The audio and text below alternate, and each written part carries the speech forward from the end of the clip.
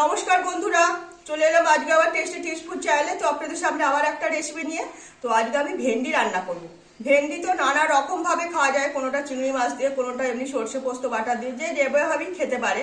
তো আজকে আমি মশলা ভেন্ডি বানাবো। তো মশলা ভেন্ডিটা বানানোর জন্য তাতে আরো অনেক উপকরণ আমি দু একটা দিয়েছি। তো সেটাই দেখুন কিভাবে আমি মশলা ভেন্ডিটা আপনার সাথে শেয়ার করি।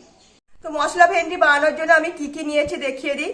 ভেন্ডি দেখতেই পাচ্ছেন, ছোট ছোট মানে দুভাগ করা যাবে যে ভেন্ডি, সেই রকমই কচি ভেন্ডি নিয়েছি। দুভাগ করে একটু মানে কাট করে কেটে নিয়েছি, ক্যাচে ভাবে যেটাকে বলা হয়, সেই কেটে নিয়েছি। এখানে কাঁচা লঙ্কা রেখেছি, টমেটো নিয়েছি, একটা ছোট টমেটো নিয়েছি, টমেটোর বীজগুলো কিন্তু ফেলে দিয়েছি। তো ফেলে দিয়ে এই রয়েছে। আর এখানে ক্যাপসিকাম আছে, আর পেঁয়াজও দেখতেই পাচ্ছেন চৌকোভাবে কাটা রয়েছে, অল্প ধনেপাতা, অল্প রসুন কুচানো আছে। তারপরে মশলার মধ্যে কি দেবো তো দেখাতেই থাকবো।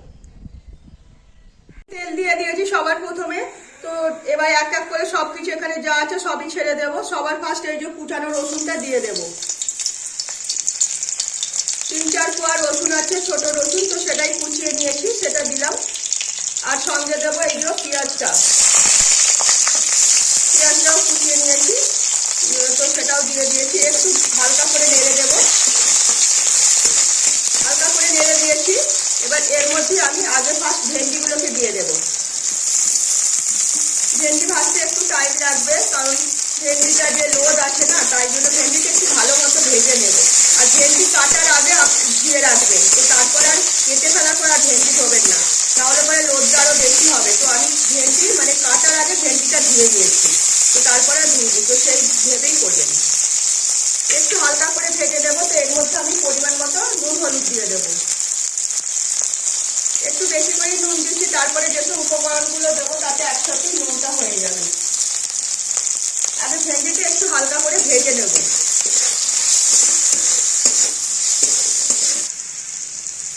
তো ভেন্ডি হালকা করে ভেজে দিয়ে টমেটোগুলো ওর মধ্যে ছেড়ে দিয়েছি। এবার ক্যাপসিকামটাও দিয়ে দেবো। একটু ঝাল ঝাল খাবার, তার জন্য 3-4টে কাঁচা লঙ্কাকে দুভাগ করে রেখেছি, সেটাও ছেড়ে দিলাম। এবার এর সঙ্গে সব কটাই সবজি আরো একটু ভালো মতো ভেজে নেব। তারপরে যা যা মশলা দেবো সেটা দেখাতে থাকবে। এবার এক এক করে মশলা দিয়ে দেব। অল্প একটু সামান্য জিরের গুঁড়ো দিচ্ছি, এই চামচটা হাফ চামচেরও কম। অল্প একটু ধনের গুঁড়ো দিচ্ছি ঝালের জন্য, যেহেতু কাঁচা লঙ্কা দিয়েছি অল্প একটু লঙ্কার গুঁড়ো দিলাম।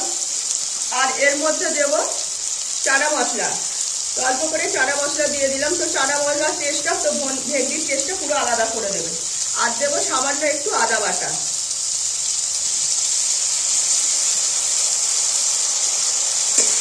এইটা দিয়ে একটু আগে ভালো মতো নাড়াচাড়া করে নেব। তো এর মধ্যে আমি অল্প করে একটু গোলমরিচের গুঁড়ো ছড়িয়ে দিলাম। তো গোলমরিচের গুঁড়ো দিলে খাবারটা টেস্টে একটা অন্যরকম আসবে। আর দেবো সামান্য একটু ভাজা মশলা,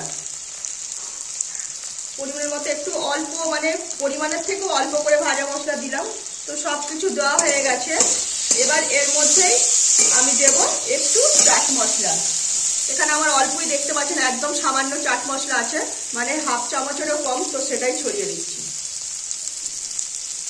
দিয়ে দিলাম, যাতে খাবারের একটু মানে চাট মশলা, এটা হচ্ছে আমচুর পাউডার, ভুল হয়ে গেল। তো এটা হচ্ছে আমচুর পাউডার দিয়েছি। তো আমচুর পাউডারটা এই কারণেই দিলাম, যাতে হালকা টকটক মানে আসে, টকটক খাবারটা খেতে লাগবে, তো সেই বুঝে। তো এইটাই আমি ধিমে আছে নাড়াচাড়া করে ভালো মতো ভাজা করে নেব। তো সব কিছু দেওয়া হয়ে গেছে। এবার আমি যাতে খাবারটা একটু সেদ্ধ হয়, তার জন্য আমি অল্প করে সামান্য একটু জল দিয়ে দিলাম। তো জলটা দিলে পরে তো খাবারটা যেটুকু সেদ্ধ হচ্ছে বাকি আছে সেটুকু সেদ্ধ হয়ে যাবে, আর উপরে তেলটা পুরো ভেসে আসবে। তো এটা কিন্তু মানে ধিমে আঁচে করতে হবে, যাতে সব কিছু নরমও হবে, ভাজাও হবে, আবার সেদ্ধও হবে। তো সেই বুঝেই তৈরি করে নেবেন। তো একটু জল দিয়েছিলাম, জলটাও শুকনো হয়ে গেছে, আর খাবারটাও যেটুকু সেদ্ধ হতে বাকি হয়েছিল সেদ্ধ হয়ে গেছে। তো এর মধ্যে অল্প একটু আমি ধনেপাতা ছড়িয়ে দিলাম। এইটাই একটু নাড়াচাড়া করে নেব। তো নাড়াচাড়া করে নিয়ে আমি এবার নামিয়ে নেব।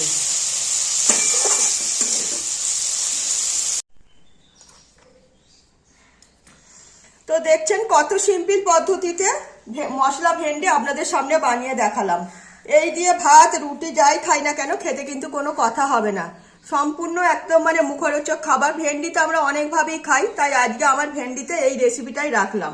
যে একদম মানে অন্যরকম খাবার, অন্যরকম টেস্ট হয়ে গেছে। এই কারণে ক্যাপসিকামের একটা আলাদা গন্ধ, কাঁচা টমেটো, তারপরে চানা মশলা, আমচুর পাউডার, তো এই সব দিয়ে মানে টেস্টটা পুরো আলাদা। এইভাবে অবশ্যই আপনাদের বাড়িতে একদিন বানিয়ে দেখতে হবে। তো রেসিপিটা সব কিছুই বলে দিলাম কিভাবে বানালাম, একবার অবশ্যই বানিয়ে দেখবেন। টেস্টও আলাদা, খেতেও ভালো লাগবে, ভাত রুটি যাই খাই না কেন খেতে ভালো লাগবে। তো ভালো লাগলে লাইক শেয়ার কমেন্ট সাবস্ক্রাইব করবেন আমার চ্যানেলটাকে। তো আজকের মতো আমার রেসিপি এখানেই শেষ করলাম, সবাই ভালো থাকবেন।